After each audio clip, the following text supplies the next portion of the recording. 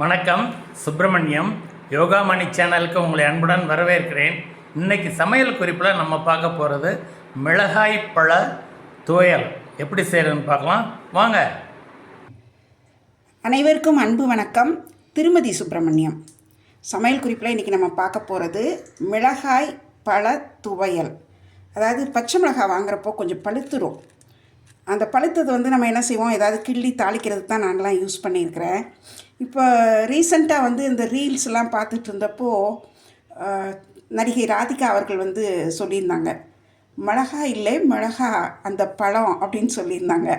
எனக்கு அது வேடிக்கையாக இருந்தது. அதாவது பழுத்த மிளகாயோட வெங்காயத்தை சேர்த்து உப்பும் சேர்த்து இடித்து தொட்டுக்கிறதுக்கு எடுத்து வச்சுற துவையல்னு சொன்னாங்க. நான் என்ன நினச்சேன்னா, இதோட கொஞ்சம் தக்காளியும் சேர்த்தோன்னா கொஞ்சம் கூடுதலாக கிடைக்குமே அப்படின்னு சொல்லிட்டு கூட 2 இன்க்ரீடியன்ட்ஸ் சேர்த்து இதை மிளகாய் பழ துவையலாக இன்றைக்கி செய்ய போகிறேன். ஒன்றா செய்யலாம் வாங்க.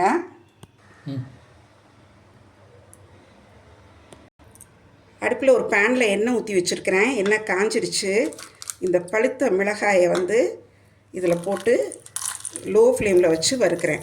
ஏன்னா மிளகாய் முழுசாக இருக்கிறதுனால வெடிக்கிறதுக்கு சான்சஸ் இருக்குது. அதனால் மெதுவாக நிதானமாக கொஞ்சம் கை உடம்பெல்லாம் தள்ளி வச்சுட்டு இதை வதக்கணும். பிகினர்ஸ் சேஃபர் சைடு இதை 2 அல்லது சின்ன சின்ன துண்டுகளாவோ நறுக்கியே வதக்குங்க. ஏன்னா கண்டிப்பாக வெடிக்கும் முழுசாக போடுறப்போ. இப்போ அடுத்தது அதே அளவுக்கு அந்த மிளகாய் அளவுக்கு 1 டேபிள் ஸ்பூன் அளவுக்கு பூண்டு உரிச்சது போட்டு சேர்த்து வதக்கிறேன். லோ ஃப்ளேமில் தான் வச்சுருக்கிறேன்.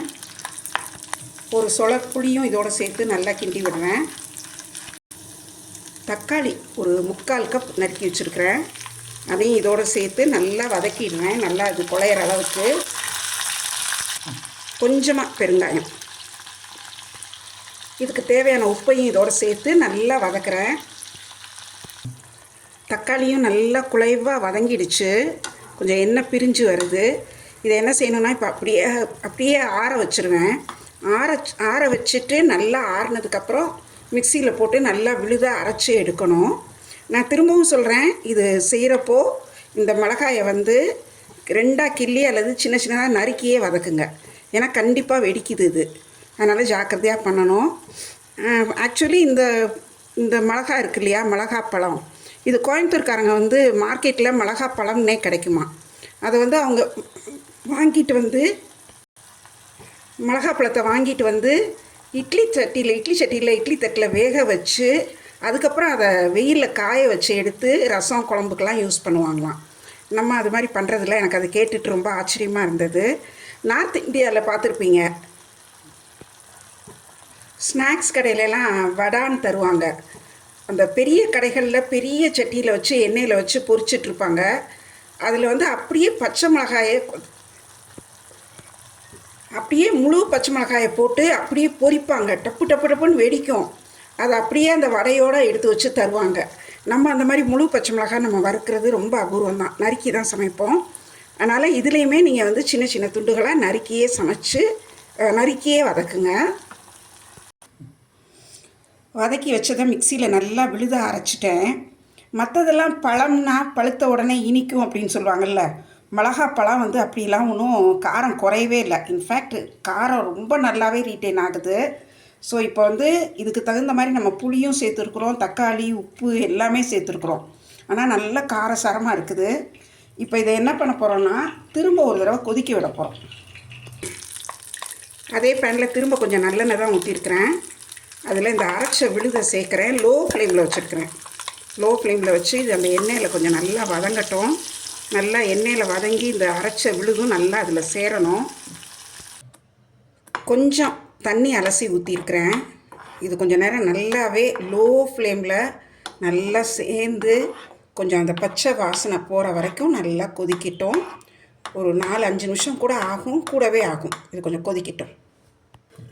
இது லோ ஃப்ளேமில் வச்சு மூடி போட்டு வச்சு தான் கொதிக்க விட்டுருக்குறேன். ஏன்னா மேலே தெரிக்குங்கிறதுனால. பாருங்கள் நல்லா தலை கொதிக்குது. இப்போ நான் என்ன பண்ணுறேன்னா, என்கிட்ட கடுகும் வெந்தயமும் ட்ரை ரோஸ்ட் பண்ணி வறுத்த பவுடர் இருக்குது.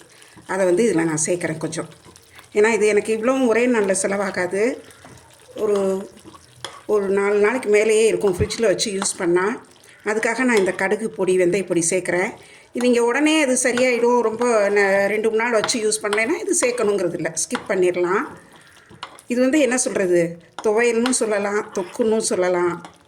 நம்ம இட்லி ஊருக்கு பேக் பண்ணி ட்ராவலுக்கு எடுத்துகிட்டு போகிறோன்னு வச்சுக்கோங்களேன், இதை நல்லா இட்லி மேலே அப்ளை பண்ணி கொண்டு போகலாம். தயிர் சாதத்துக்கு தொட்டுக்கலாம், சப்பாத்தி பூரி எல்லாத்துக்குமே நல்லா மேட்ச் ஆகும். ஈவன் சுடுசாதத்தில் கூட கொஞ்சம் நெய் விட்டு இது ஒரு ஸ்பூன் போட்டு சிப்ஸ் தொட்டு சாப்பிட்லாம், ரொம்ப நல்லாயிருக்கும். இப்போ எடுத்து பரிமாறிடலாம். நல்ல காரசாரமான மிளகாய் பழ துவையல் ரெடி ஆயிடுச்சு. நீங்களும் செய்து பாருங்கள், எப்படி இருந்துச்சுன்னு சொல்லுங்கள். இந்த வீடியோவை லைக் பண்ணுங்கள், ஷேர் பண்ணுங்கள், எங்கள் யோகாமணி சேனலுக்கு சப்ஸ்கிரைப் பண்ணுங்கள். நன்றி, வணக்கம்.